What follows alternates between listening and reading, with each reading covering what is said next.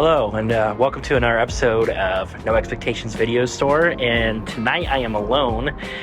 We are doing an At the Movies episode. So tonight we're seeing Damien Leone's Terrifier 3, and this is starring Lauren Lavera, David Howard Thornton, and Antonella Rose, and Elliot Fullman. It's been 2 years since we've seen Art the Clown in action. I'm actually the last time I saw Art the Clown was 2 years ago, and I was actually fairly new to the character. But he's been around since, I think 2013 or 2015. It's all Hallows Eve. It was the original introduction to Art the Clown, and then I watched Terrifier 1, and then I watched Terrifier 2. What I remember from Terrifier 1, it's just a freaking slasher killing movie. All he's doing is just killing people. That's all he's doing in that entire film. No storyline, just walking through the city, killing girls. Second movie, really enjoyed. We actually have a storyline for him. It was all set in Halloween, more of a creepier vibe, a lot of gore, and then we're expecting for this one, the third one, more of a story. We get to see what's happening with the characters from the second movie, what are they doing now, and what is Art doing now too, because at the end of the second one he does come back as a little baby and like a little zombie, and I guess he just goes back to full form, and he's gonna be wreaking havoc again in this film. So let's go ahead and go inside, watch the movie, and give our full review afterwards. Let's go.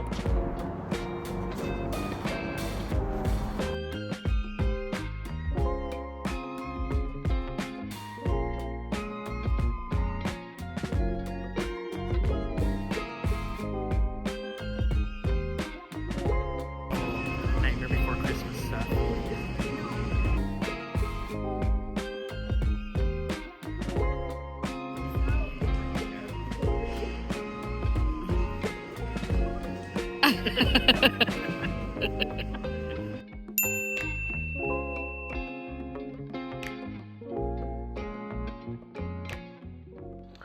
All right, so just got out of Terrifier 3, and what can I say about this movie? Super gory, exactly what I expected. I know we're not supposed to go in with any expectations, but there's always a sprinkle of expectations here and there. Blood, gore, art, awesome in this movie. Compared to the other two, I would actually still say I like the second one a little bit more. I think there's more of a story with that one. When it comes to this one, I do like the Christmas vibe. I think it's cool. I think it's cool to see Art dressing up as Santa Claus.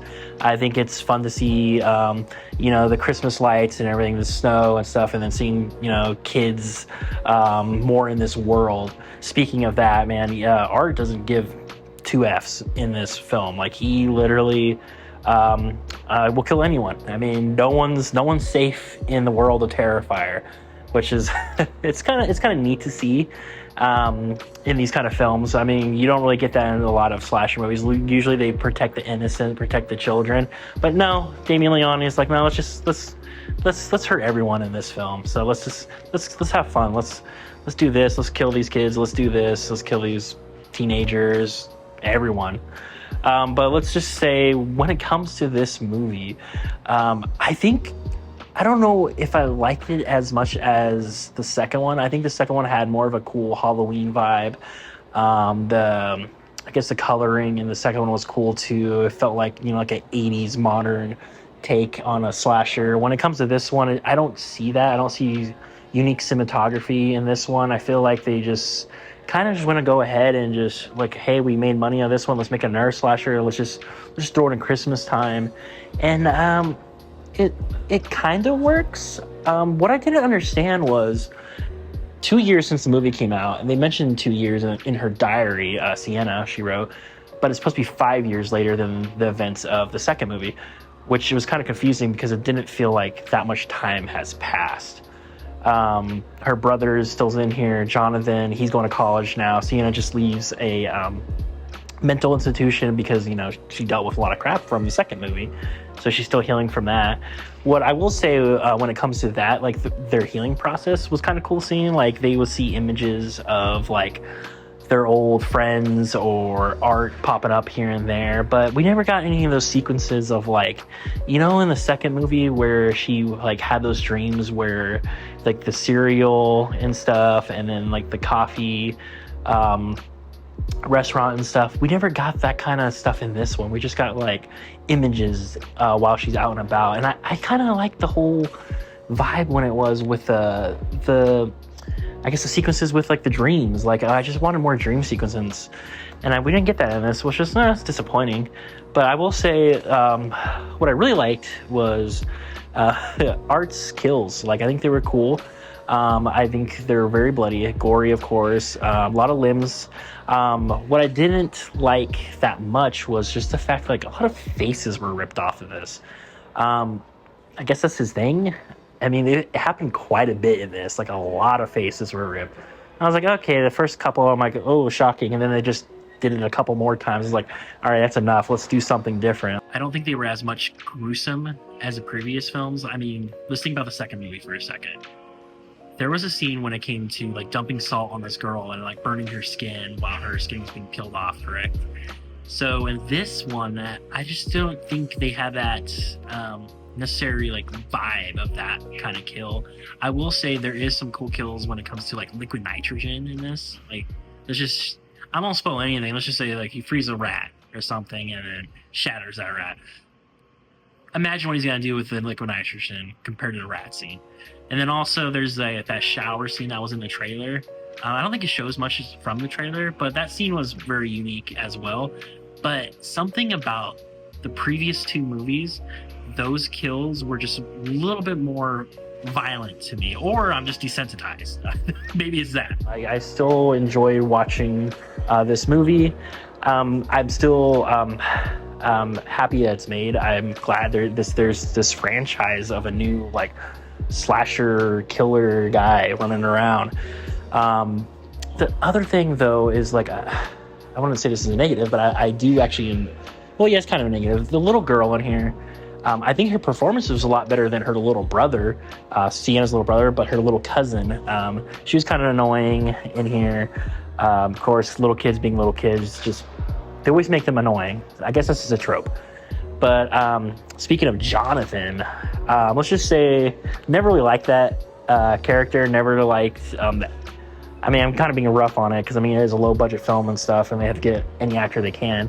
But never thought he was the greatest actor, and he still wasn't the greatest actor in this film. I would think like, okay, you know, time has passed, and he would have grown into this character. Nah, not really. He's still a little baby in this film. So there's that. But Sienna did really great. I forget the actress who plays her, but the character Sienna, always awesome to see. Yeah, you know what's great too? We get a lot of cool little cameos here and there. I'm not gonna, you know what? I will say some. Tom Savini, which is really cool to see. Like he's just the master of like special effects when it comes to horror and gore and everything. So there's a part where you'll see him in there. I'm not gonna say when, but you'll know him if you know who Tom Savini, you'll know him on the screen. And it's fun too. We get to see Clint Howard. Clint Howard's cool to see. I mean, he used to be in a lot of low budget movies as well. This is Ron Howard's brother, if you didn't know that. Clint Howard. It's just fun seeing him briefly in the world of art. And I think there's a clip online as well, so I'm not really spoiling anything, so you get to know that he's in this film. I think there's other cameos in this film too. I think there's like, you know, a bus driver. I don't know who he is. I just feel like, in this girl on the bus too, I would say, near the end. I will just say they're probably like horror icons, but I could be wrong, but there's emphasis on them for some reason. I don't know. But overall, I mean, this movie, I think it's a fun ride. I enjoy the first two more. I still think this is a great addition to, you know, Art the Clown. Oh, you know what? Let me talk about this real quick. I don't like Vicky. I think that's her character from the first two movies, the one who's like missing her eyeball and her face burn. They kind of made her like the boss in here, and then Art's a minion, which I'm like, no, Art's never a minion. I don't want him to be a minion. So that's the upsetting thing of this movie that I didn't like. Yeah, I think, yeah, don't do that to Art. So let's get to the rating. I think I'm gonna give it a 3.5. I think I'm being a little generous because the whole minion thing, Maybe it would get like a 3.7 if Art wasn't a minion, but I'm gonna give it a 3.5.